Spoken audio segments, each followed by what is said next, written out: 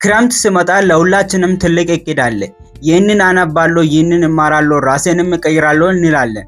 ግን እውነት እንነጋገር፣ አብዛኛውን ጊዜ ክረምቱ እንዴት አልፎ መስከረም እንደሚጠባ እንኳን አናውቅም። ቀናቱ በሙሉ በፊልም በሶሻል ሚዲያ እና እንቅልፍ በመተኛት ብቻ ይጠፋሉ። እኔ ይህ የጸጸት ስሜት እንዲሰማችሁ አልፈልግም።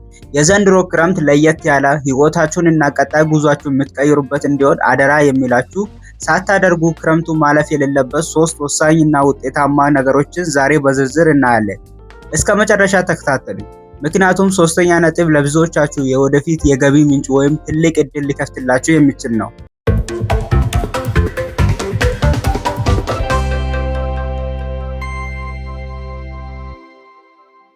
አንደኛ እና ከምንም በላይ ትኩረት እንድትሰጡ የሚፈልገው ነገር ሃይ ቫልዩ ስኪል መማርን ነው።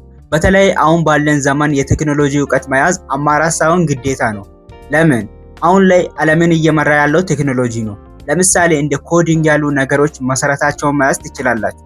ሎጂክን ማዳበር፣ ችግር መፍታት መላመድ የወደፊት የሙያ ህይወት በእጅጉ ያቃልላል። ኮዲንግ ፍላጎት ከሌላ እንኳን እንደ ቪዲዮ ኤዲቲንግ፣ ግራፊክስ ዲዛይን ወይም ደግሞ አሁን የመጣው የአርቲፊሻል ኢንተለጀንስ መሳሪያዎችን አጠቃቀም ማጥናት ትችላላችሁ። ይህንን እንዴት ነው የምንማረው? ይገበኛል። ትልቁ ሰበብ ገንዘብ የለኝም ወይም ትምህርት ቤት አልተመዘገብኩም የሚል ነው። ግን እውነታው ፍጹም ነፃ የሆነ አማራጮች እጃችሁ ላይ አለ። ዩቲዩብን ከወሰደን ትልቅ ዩኒቨርሲቲ ነው። ከዛ ባለፈ እንደ ኮርሳራ፣ ዩድሚን ወይንም ደግሞ ፍሪ ኮድ ካምፕ ባሉ ድረገጾች ላይ ሙሉ በሙሉ ነፃ ኮርሶችን መውሰድ ትችላላችሁ። በቀን 1 ወይም 2 ሰዓት ብቻ በመመደብ ክረምቱን ሳያልቅ ሙሉ በሙሉ አዲስ ሰው ሆናችሁ ትወጣላችሁ። ሁለተኛ ነጥብ የራስን የግል ፕሮጀክት ጀምር። ሁልጊዜ በትምህርት ቤት ወይም በስራ ላይ ስለምንሆን ጊዜ የለንም የምንላቸው ብዙ የፈጠራ ሀሳቦች አእምሯችን ውስጥ አለ። ክረምት ግን የራሲ አለቃ የምትሆንበት ፍጹም ነፃ ጊዜ ነው። ምን አይነት ፕሮጀክት ልጀምር ካላችሁኝ ኮንቴንት ክሬሽን ሊሆንም ይችላል። የራስን የዩቲዩብ ቻናል ወይም የቲክቶክ አካውንት ከፍተህ የምታውቀውን የቴክኖሎጂ እውቀት፣ ምክር ወይም የፈጠራ ስራዎችን፣ ጽሁፎችን፣ ግጥሞችን ለሰዎች ማጋራት ትችላለህ። የራስን ብራንድ መገንባት የሚጀምረው እዚህ ጋር ነው። ፕሮጀክት ሲባል ትልቅ ነገር ብቻ እንዳይመስላችሁ። በየቀኑ 10 ገጽ ጠቃሚ መጽሐፍቶችን ለማንበብ ራስን ቃል ማስገባትና እሱንም ማሳካት ትልቅ ፕሮጀክት ነው። ዓላማው ገንዘብን ወዲያው ማግኘት ላይ አይደለም። ዋናው ዓላማ አንድን ነገር ከዜሮ ተነስቶ የመፍጠር የማቀድና የመጨረሽ ልምድ እንድታዳብሩ ነው። ይህ ዲሲፕሊን ወደፊት ትልቅ ሰው ያደርጋቸዋል። ሶስተኛና ማጠንከሪያ ነጥብ በአእምሮ በአካልና በሰዎች ላይ ስራ። ክረምት ቤት ውስጥ ብቻ ተዘግቶ የመቀመጫ ጊዜ አይደለም። ጠዋት ተነስተህ መሮጥ፣ ቀላል ስፖርቶችን መስራት ለአእምሮ መነቃቃትን ይሰጣል። ጤናማ አካል ሲኖር ነው ነገሮችን በንቃት ማሰብ የምትችለው። ሰዎችን ማወቅ። በክረምት ጊዜ ከተለያዩ ሰዎች ጋር ተገናኝ።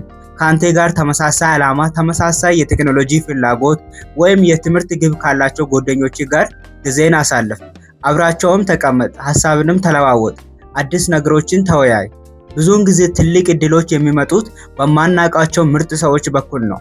እንግዳውስ አስቡት፣ እነዚህን 3 ነገሮችን አዲስ ስኪል መማር፣ የግል ፕሮጀክት መጀመር እና በጤናና በሰዎች ላይ መስራት በዚህ በክረምት ጊዜ ቢታደርጉ መስከረም ላይ ስትመለሱ ምን ያህል የተለያና ጠንካራ ሰው እንደምትሆኑት። ክረምትን በከንቱ እንዳያልፍ ዛሬውኑ ደፍተርና እስክሪብቶ አውጡና እቅድ ጻፉ። እናንተ በዚህ ክረምት ምን ለማድረግ አቅዳችኋል? ከነዚህ ከ3 ነጥብ የትኛውን ለመጀመር ወስናችኋል? ኮሜንት ላይ አጋሩኝ። እያንዳንዱን ኮሜንት አነባለሁ። ቪዲዮ ጠቃሚ ሆኖ ካገኛችሁ ላይክ ማድረግና ለጓደኞቻችሁ ሼር ማድረጋችሁን አትርሱ። እንደዚህ አይነት የቴክኖሎጂ እና የስኬት ምክሮች እንዲደርሳችሁ ቻናሉንም ሰብስክራይብ አድርጉ። ስላዳመጣችሁኝ አመሰግናለሁ። ምርጥና ፍሬያማ ክረምት ይሁንላችሁ። ቻው።